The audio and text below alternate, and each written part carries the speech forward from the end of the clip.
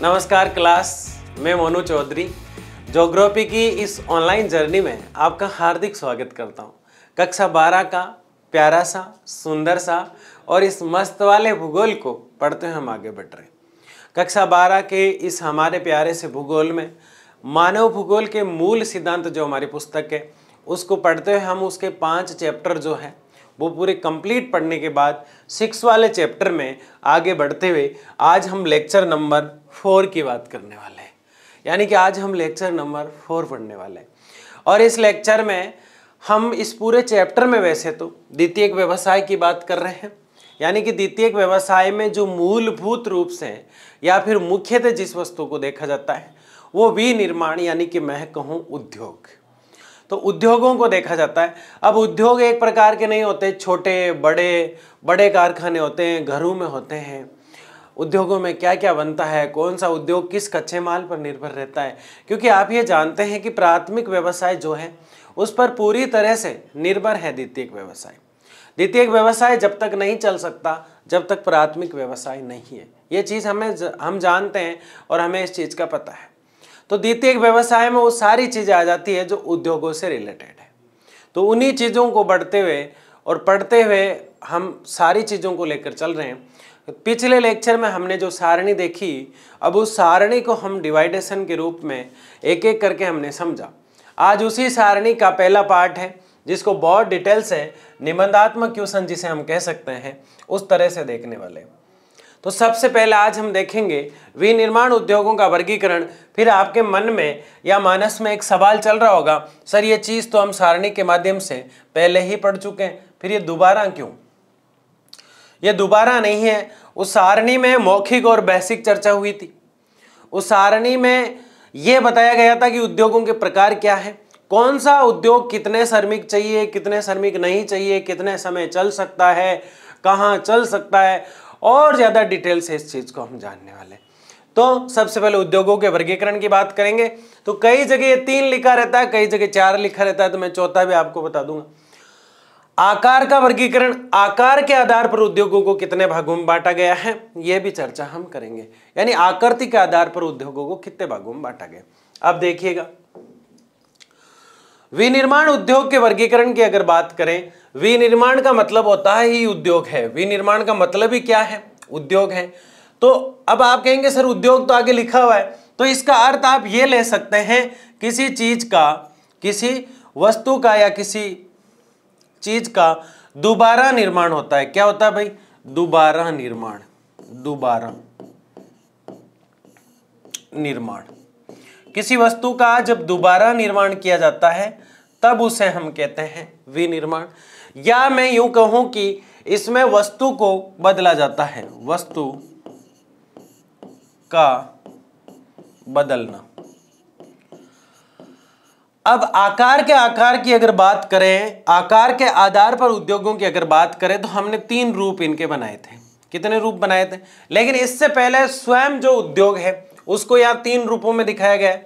लेकिन हमने जब सारणी में पढ़ा तो वह उत्पाद के आधार पर एक और था, उत्पाद के आधार पर।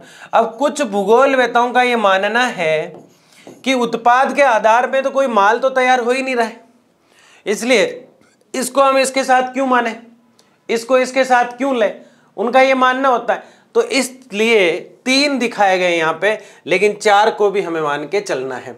आज हम जो देखने वाले हैं उद्योगों का आकार के आधार पर वर्गीकरण देखने वाले हैं और उसको हम पढ़ना शुरू करते हैं। आकार के आधार पर यानी कि उद्योगों का जो डिवाइडेशन हमने किया था उस डिवाइडेशन के भी डिवाइडेशन यानी भागों के भी भाग है और उन भागों में इसे 3 रूपों में बांटा गया। आकार खुद कह रहा है कि ए जो है मेरा, ये ए, ये आपको 3 नजर आ रहा है कि नहीं आ रहा है, इसलिए मैं 3 भागों में बटा हूं। 3 रूप कौन से?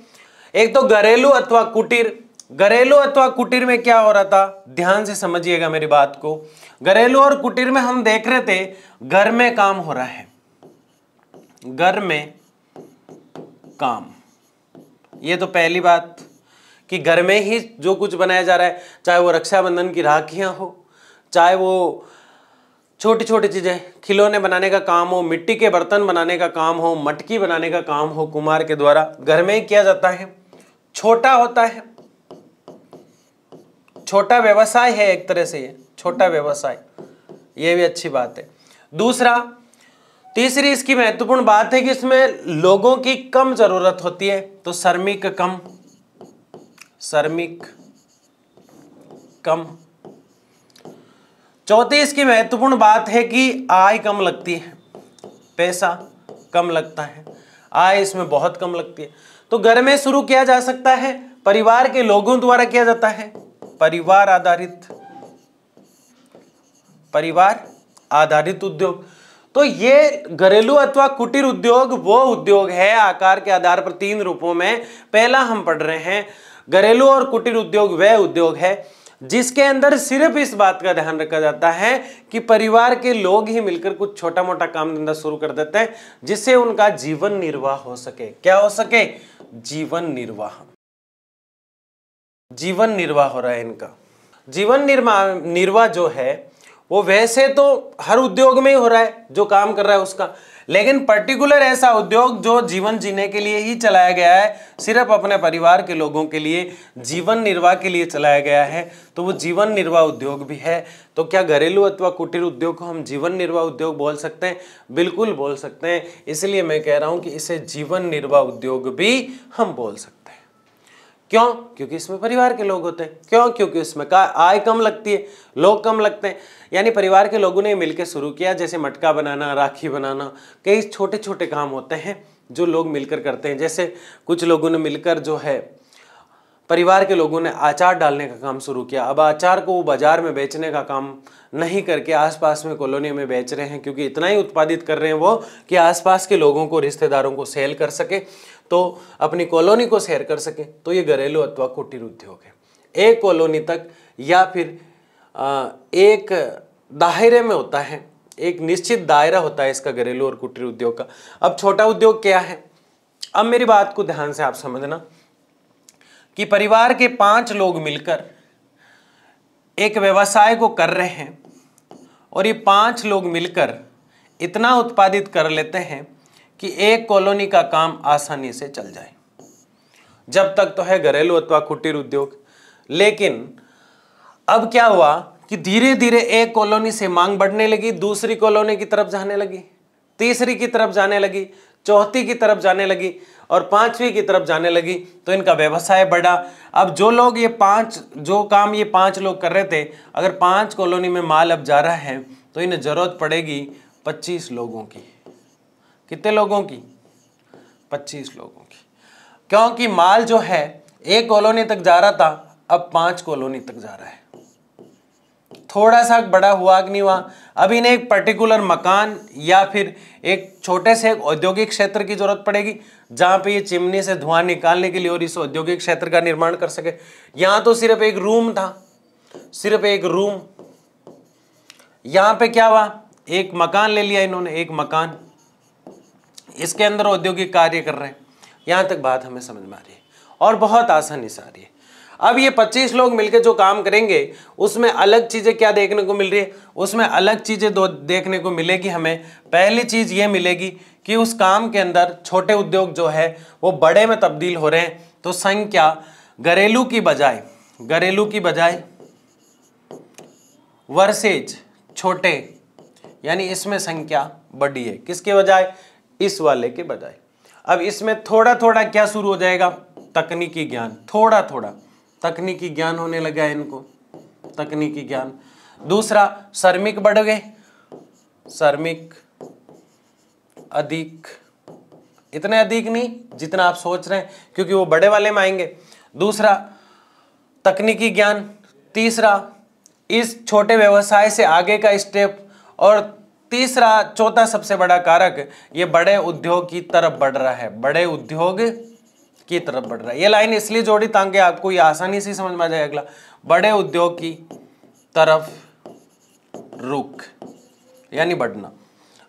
ये दोनों तो आपको समझ में आ गए। अब माल की डिमांड इतनी हो गई कि जो है 25 लोग काम कर रहे हैं, 5 कॉलोनी में माल जा रहा है और पूरे शहर में डिमांड बढ़ गई। इतना अच्छा जो है अचार वगैरह डाला करते थे कि पूरे शहर में डिमांड बढ़ गई। अब पूरे शहर में डिमांड बढ़ गई तो ये लोग टेंशन में आ गए कि अब क्या करें, इस उद्योग को और बड़ा किया जाए। इस उद्योग को और बड़ा करने के लिए सारी चीज़ों की जरूरत पड़ेगी। सबसे पहले एक बहुत बड़े भवन की जरूरत पड़ेगी, जो कहलाएगा औद्योगिक क्षेत्र। औद्योगिक क्षेत्र।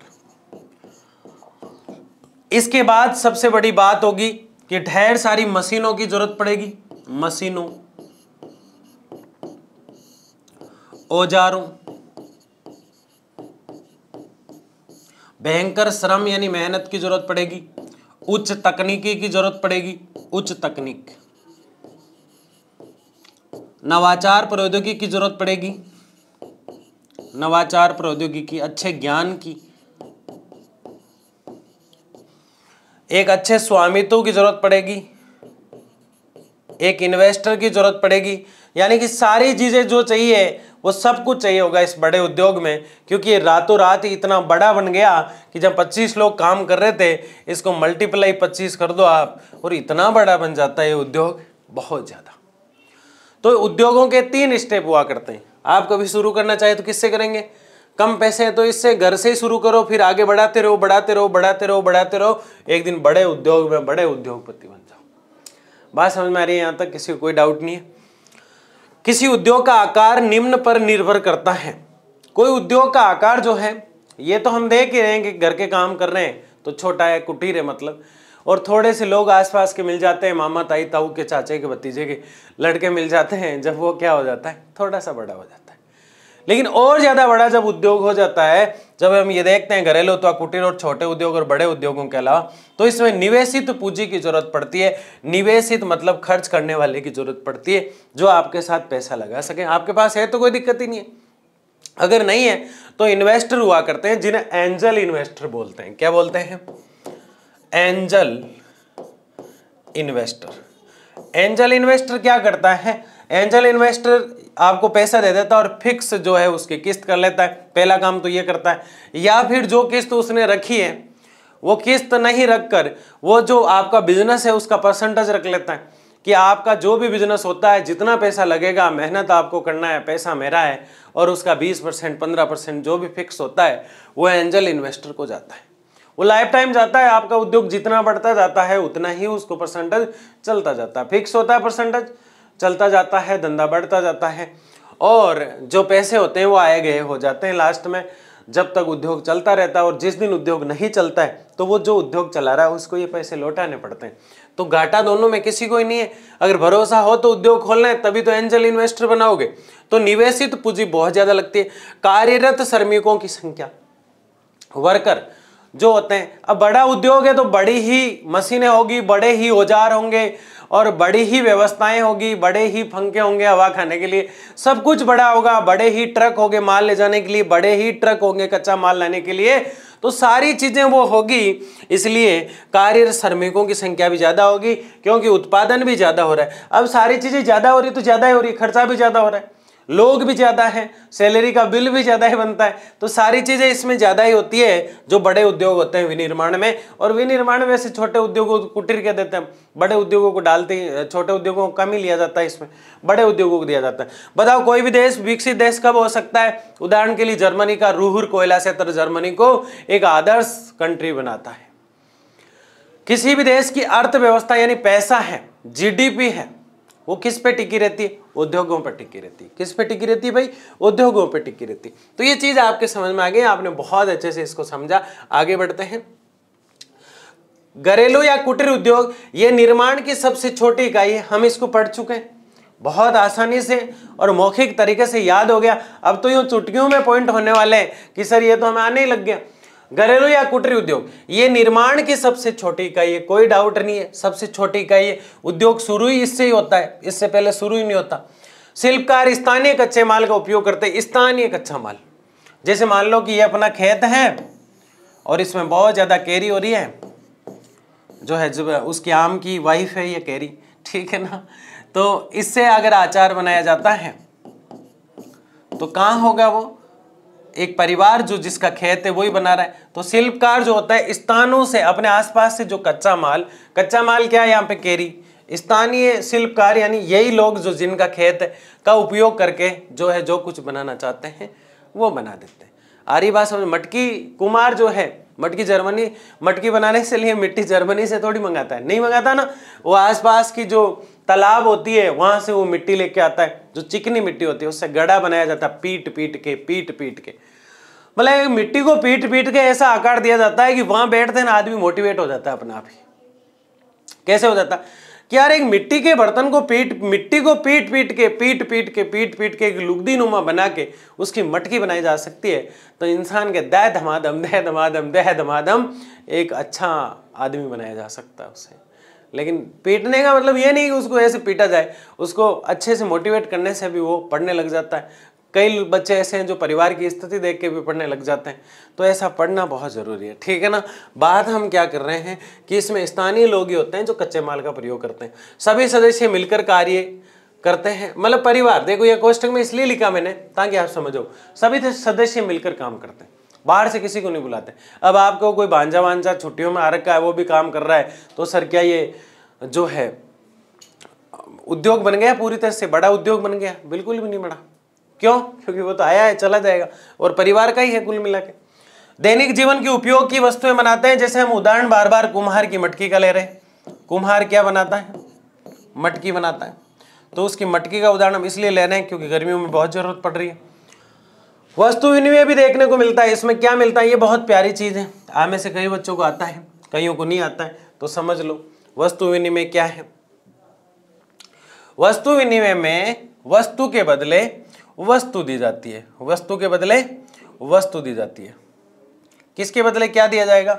वस्तु के बदले वस्तु। जैसे मेरे पास चाय है, आपके पास अदरक है, मुझे चाय बनानी है, अब मेरे पास चीनी नहीं है, या मेरे पास चीनी है लेकिन मेरे पास जो है भगोनी जो होती है जिसमें चाय बनाई जाती है वो नहीं है, तो मैं क्या करूँगा? यहाँ तो इसको तो आदान प्रदान कहा जाता है वैसे, लेकिन चाय के बदले मैंने क्या ले लिया? इसको थोड़ी सी चाय दी और इससे थोड़ी सी अदरक ले ली, हो गया अपना काम। फिर चीनी नहीं है तो इसको थोड़ी सी चीनी दी और इससे कुछ टाइम के लिए भगोनी ले ली, दोस्ती बना ली इससे। अब हमारे पास भगोनी भी है, अदरक भी है, चाय भी है, चीनी भी है, और ये चढ़ाई हमने भगोनी, और ये मस्त वाली चाय बन जाएगी, मस्त वाली चाय। कैसे बनी बताओ? मस्त वाली चाय कैसे बनी? क्या हमारा टारगेट चाय बनाना था? आप सबको चाय के लिए बुलाना था? नहीं, यहां वस्तु के बदले वस्तु दी जा रही है और इसी को हम कहते हैं वस्तु विनिमय। पहले जब पुराने जमाने में पैसा नहीं चला करता था तो सिर्फ यही चलता था, वस्तु विनिमय, वस्तु के बदले वस्तु देते थे। लेकिन आज भी कई क्षेत्रों में देखने को मिलता है पैसे को तवज्जो ही नहीं है, बिल्कुल ही इज्जत ही नहीं है पैसे की, है ना। गांधी जी बेचारे जेब में पड़े रहते हैं, कोई बाहर ही नहीं निकालता, वस्तु के बदले वस्तु दी जा रही है, काम हो रहा है। आज भी गाँव में ये होता है कि कोई किसान जो है खेती करता है तो जिसके पास ट्रैक्टर होता है उसको कहता है तुम मेरे ट्रैक्टर से जो हल निकाल दो, जुताई कर दो, बुआई कर दो, और जो जैसे ही फसल होती है उसमें अगर 10 क्विंटल होता है तो 1 क्विंटल आपको दे दूंगा, वो फिक्स कर लेते हैं 1 क्विंटल 2 क्विंटल। तो आज भी वस्तु विनिमय चलता है, इसमें मेहनत का भी वस्तु विनिमय होता है। पूंजी व परिवहन की कम क्षमता, कम आवश्यकता होती है। अब घरेलू और कुटीर में क्या ज्यादा पैसा कहाँ चाहिए? खेत में गए और कैरी तोड़ के लाए, अब सौंफ इलायची वगैरह जो भी आप अचार में जो क्या डलता है मुझे नहीं पता, तेल वेल जो भी चाहिए वो थोड़ा बहुत लाना पड़ेगा, तो पूंजी कम लगी। परिवहन के साधन की जरूरत ही नहीं, खुद ही गया। वैसे मानव खुद परिवहन है, मानव खुद क्या है? परिवहन। लेकिन खुद मानव जाके आया तो कोई ज्यादा खर्चा लगा क्या? नहीं लगाना। 2-4 जनों को और लेके 4-4 कैरी दे दूंगा आपको, शाम को सब्जी बना लेना, तो वो भी चल रही है। तो पूंजी और परिवहन की कम आवश्यकता होती है। व्यापारिक महत्व बहुत कम होता है क्योंकि उनकी पहुंच नहीं होती। अब मान लो कि मैंने 100 क्विंटल अचार बना दिया, बेचूंगा कहाँ? गाँव में मेरे को पता ही नहीं है, सोशल मीडिया का ज्ञान नहीं है ज़्यादा, कहाँ बेचना है, अमेजोन वगैरह जानते नहीं है, फ्लिपकार्ट जानते नहीं है, तो फिर बेचेंगे कहाँ? क्योंकि ये तो घरेलू है। फिर धीरे धीरे सीख भी जाते हैं, ऐसा नहीं कि सीखते नहीं है। इन्वेस्टर खुद चले जाते हैं उनके पास, आप इस काम को बढ़ाइए, हम पैसा लगाने को तैयार हैं, आप इस काम को बढ़ाइए, हम बाजार में बिकवाने को तैयार हैं, तो खुद बिकने को तैयार हो जाते हैं इन्वेस्टर। दैनिक उपयोग की वस्तुएं बनती है इसमें ज्यादातर, मटकी वगैरह हम उदाहरण देख ही रहे। तो ये घरेलू और कुटीर उद्योग अभी भी किसी को समझ में नहीं आया तो उसको ब्रह्मा जी भी नहीं समझा सकते, क्योंकि इतना आसानी से पढ़ रहे हैं, मस्त तरीके से पढ़ रहे हैं, और ये चीज आपके सामने से 2-3 बार गुजर गई। तो अब तो लघु और कुटीर उद्योग समझ में आ जाना चाहिए। ये किसका पहला भाग है?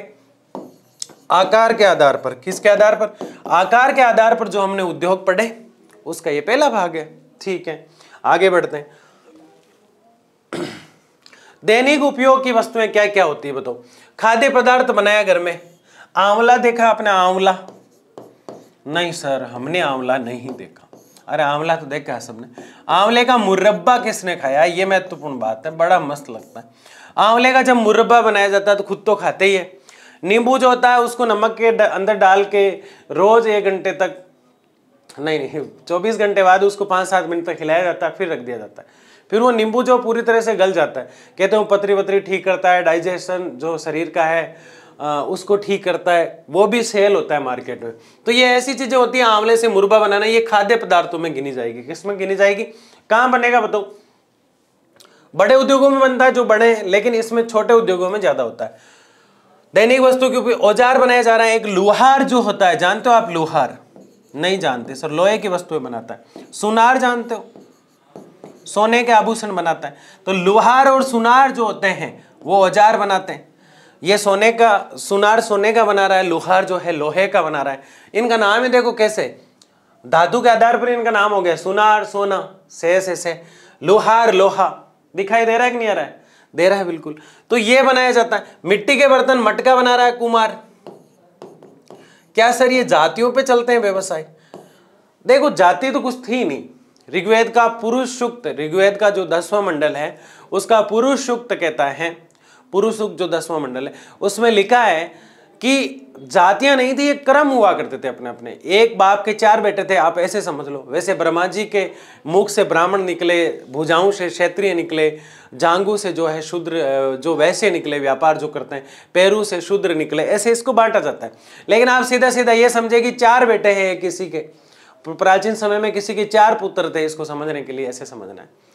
4 थे, एक खेत में काम करता था, उसके बेटे भी खेत में काम करने लगे, उसके पोते भी खेत में काम करने लगे, और जो जो उसका वंश आगे बढ़ता गया उसको हमने जाति के नाम से पुकारना या फिर धर्म के नाम पर या फिर वर्ग के नाम पर पुकारा, भगवान जाने। लेकिन वो धीरे धीरे उसका जो व्यवसाय वो करने वाले किसान बन गए। एक ऐसा था कि 4 बेटों में से रोज पंडिताई करता था, मंत्र मंत्र बोलता था, ओम भूर्भुवः स्वः तस्मै विदुर्वरेण्यम करता रहता था। अतुत तिल बलधामा हमेश लाभदेम धनु जवन करसानुम ज्ञानानिम गरणीयम शक्ल गुण निदानम वा नराणाम धी सतम रघुपति प्रिय भक्तम वात जात नमामि। यानी वो हनुमान चालीसा गाता था, सरस्वती वंदना करता था, या कुंदेन तु सारार धवला या शुभ्र वस्त्र विताया वीणा वर्धन मंडित कराया श्वेत पद्मासना या ब्रह्मच्युत शंकर पार्वती देवी सदा वंदिता सामम पातु सरस्वती भगवती निशेष जाड्यामा। ऐसे मंत्रों का उच्चारण करता था। तो उसका परिवार ही धीरे धीरे, उसके बेटे पोते परपोते जो होते थे वो भी धीरे धीरे मंत्रों का उच्चारण करने लगे, कर्मकांड भी करने लगे, टोटके भी करने लगे, लोगों की शादियां भी करने लगे, सब काम वो करने लगे। तो वो धीरे धीरे ब्राह्मणों की कैटेगरी में आ गए। तो आज भी वो लोग ब्राह्मणों की कैटेगरी में कहलाते हैं।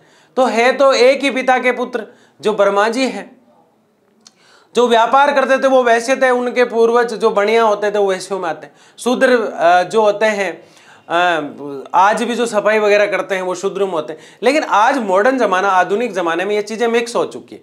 तो यहाँ पे आपको थोड़ी देर के लिए लग सकता है ये लोहार लोहे का काम कर रहा है, सुनार सोने का काम कर रहा है, कुम्हार मटकी का काम कर रहा है। इसका मतलब ये जातियों में डिवाइड है। जातियों में जिसको जो काम दिया उसका वंश वही आगे काम करने लग गया। जैसे प्रतापगढ़ राजस्थान में चलती है थेवा कला, सोने के कांच के अंदर सोने के जो है मीनाकारी की जाती है, चित्र बनाए जाते हैं। वो हर किसी को पता नहीं होता, ये अपनी औरतों को नहीं बताते ताकि वो पियर जाके और ससुराल जाके ना बता दे। लड़कियां जो होती है ससुराल जाके, औरतें होती है पियर जाके, इसलिए वहाँ पुरुषों को ही पता है वहाँ की खासियत है। थेवा कला सर्च करना गूगल पे, थेवा कला बहुत प्यारी कला होती है। तो ये बर्तन बनाए जाते हैं। चटाइयाँ बनाना, चटाइयाँ जो होते हैं पत्ते वत्ते, पुराने कपड़े आदि चीजों से बनाई जाती है, तो चटाइयाँ बनाई जाती है। ये भी दैनिक उपयोग की वस्तुएं, और ये सारे कुटीर उद्योग में आते हैं। फर्नीचर बनाना, इसके अंदर फर्नीचर जो है वो जहांगीर आ जाते हैं। अब मैं आपको ये भी बता रहा हूँ कि ऐसा नहीं है कि जहांगीर बना रहे हैं। आजकल ये सारी जातियां करने लग गई, कोई भी कर सकता है किसी भी काम को, क्योंकि भारत में सबको आजादी है, सबको जीवन जीने का अधिकार है, इसलिए कोई भी कर सकता है। लेकिन जहांगीरों का पूरा परिवार होगा वो किसमें लगा रहता? अधिकतर 99% कुम्हारों का परिवार मटकी में, तो जहांगीरों का परिवार फर्नीचर में, कुम्हार का परिवार मटकी बनाने में तो लोहार का परिवार, लोहा बनाने में सुनार का परिवार, सोना बनाने में किसान का परिवार, खेती करने में बनिए का बेटा, व्यापार करने में तो क्या जाट खेती नहीं कर रहा है? तो क्या बनिए का बेटा जो है, किसान जो है, व्यापार नहीं कर रहा है?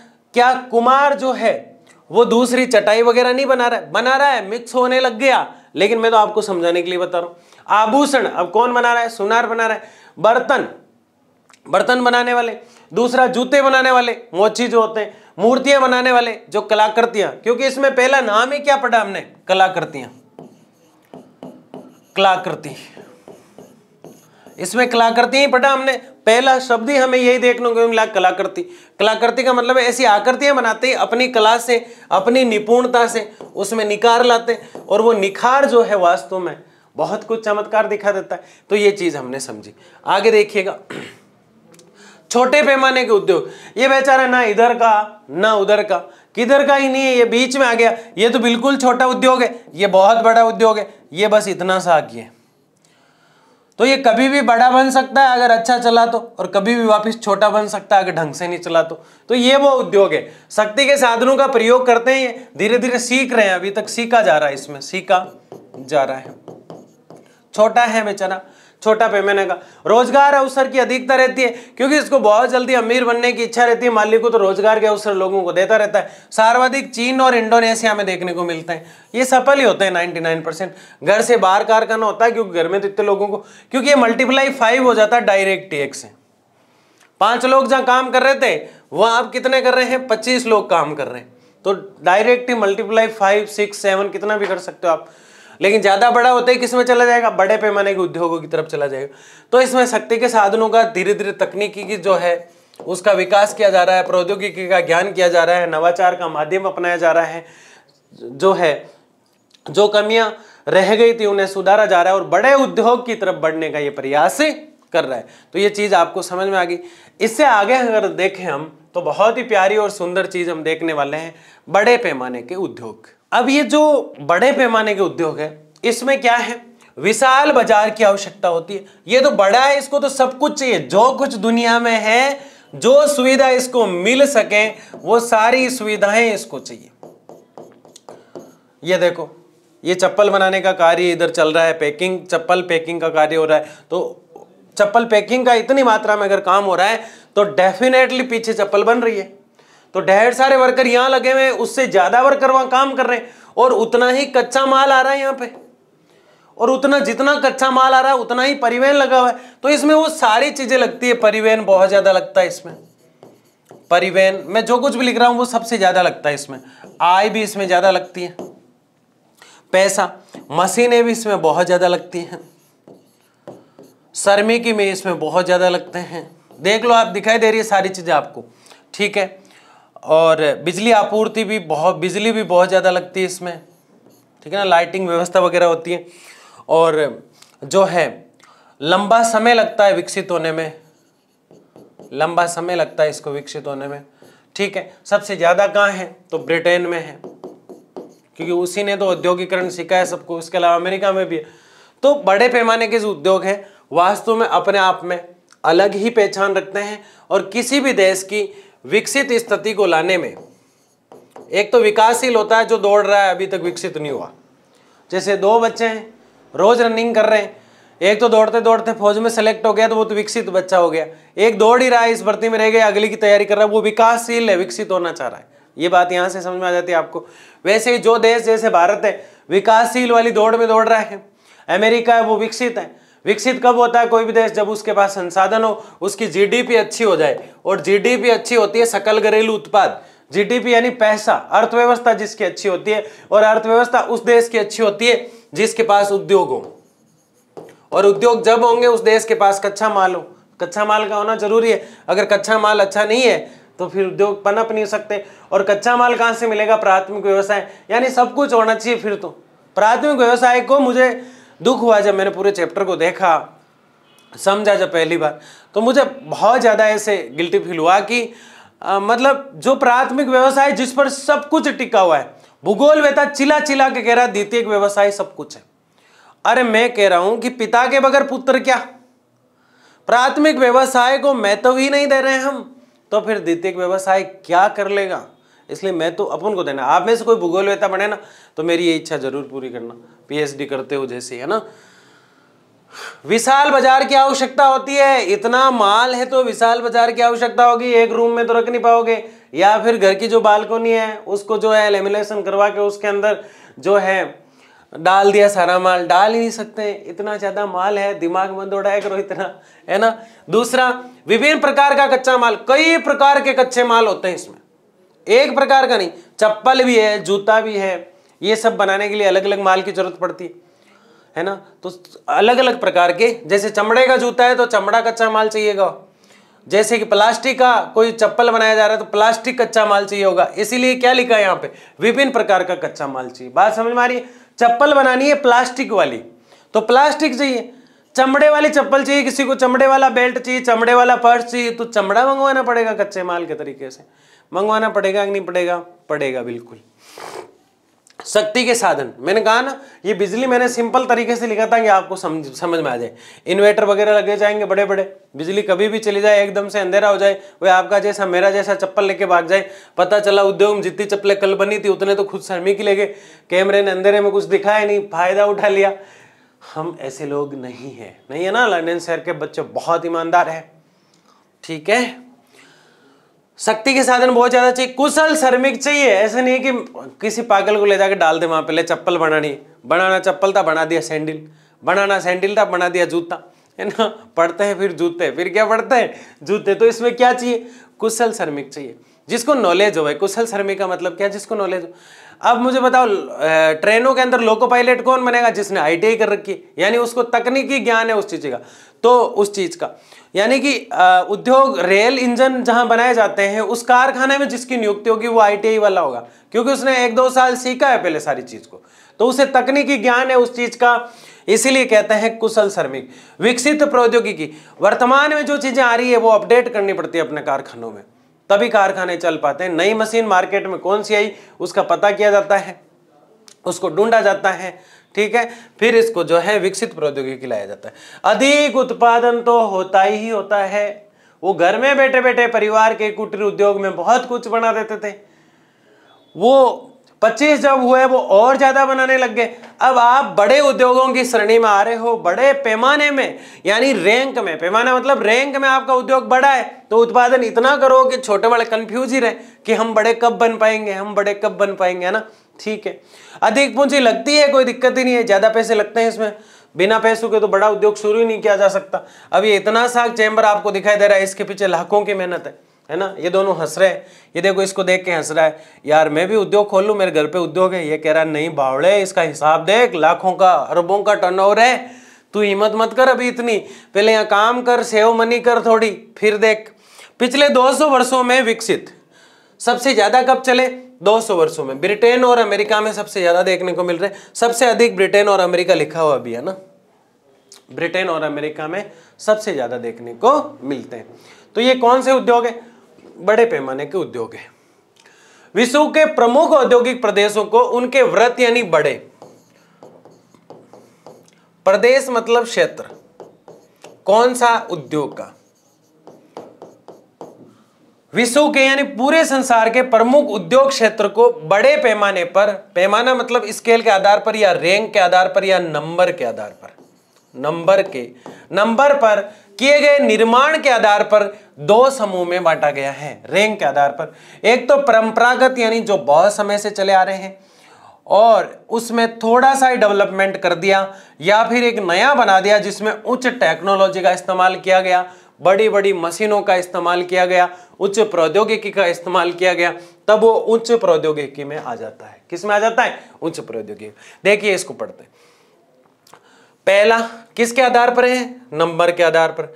किसकी बात कर रहे हैं, जो बड़े उद्योग है उन्हीं की बात करेंगे यहाँ पे। ऐसे नहीं कि लघु और कुटीर को जोड़ देंगे कि तेरी गली में वो जो छोटा है और मेरी गली वाला बड़ा है ना, ऐसा नहीं है ना। विश्व के प्रमुख औद्योगिक प्रदेशों को उनके वृत्त पैमाने पर किए गए निर्माण के आधार पर 2 बड़े समूह में बांटा जा सकता है। पहला है परंपरागत वृत्त औद्योगिक प्रदेश, जिनके समय कुछ अधिक विकसित देशों में है, यानी ऐसे परंपरागत तरीके से चलने वाले उद्योग जिनके समय कुछ विकसित देश, देखो ये पकड़ लो आप, विकसित। और ये किस में होंगे? कम विकसित। मतलब ये कम विकसित मतलब क्या है? विकासशील है। क्या है ये? विकासशील। विकासशील। तो उच्च प्रौद्योगिकी वाले वृहत औद्योगिक प्रदेश जिनका विस्तार कम विकसित देशों में हुआ है, एक तो वो हो जाते हैं, एक ये हो जाते हैं। यानी मैं आपको मौखिक बता दूं थोड़ा। एक तो वो उद्योग जो पुराने जमाने से बड़े ही थे, जैसे सूती वस्त्र के उद्योग कपास के कारण भारत में काफी क्षेत्रों में चलते हैं। वैसे सूती वस्त्र में पहले स्थान पर चीन है, लेकिन भारत भी कम नहीं है, दूसरे स्थान पर आता है। जनसंख्या में चीन का स्थान हमने ढूंढ के छीन लिया उनसे, जनसंख्या में हम पहले नंबर पे हो गए। लेकिन सूती वस्त्र में आज तक पहले निम्न हुआ है। क्यों? अच्छे कामों में हमारी रुचि कम होती है, जहां हम गिरे उनमें ज्यादा होती है भारतीयों की रुचि।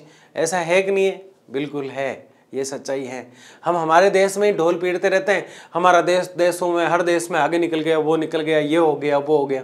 देश की हालत वास्तव में आज भी आज़ादी के बाद जितनी अच्छी हो जानी चाहिए थी उतनी नहीं हो पाई। ये हमारी विडंबना है, दुर्भाग्य है। जो कोई पढ़ के अच्छा बन जाता है वो अच्छा सोचता ही नहीं है फिर। लेकिन हम ये कह रहे हैं कि एक तो वो उद्योग जो प्राचीन समय से चले आ रहे हैं और उनमें नई चीजें कुछ जोड़ दी जाती है, लेकिन उतने डेवलप नहीं हो पाते क्योंकि इतना स्पेस नहीं होता, पुरानी बिल्डिंगों को हटा के बनाना मुश्किल होता है।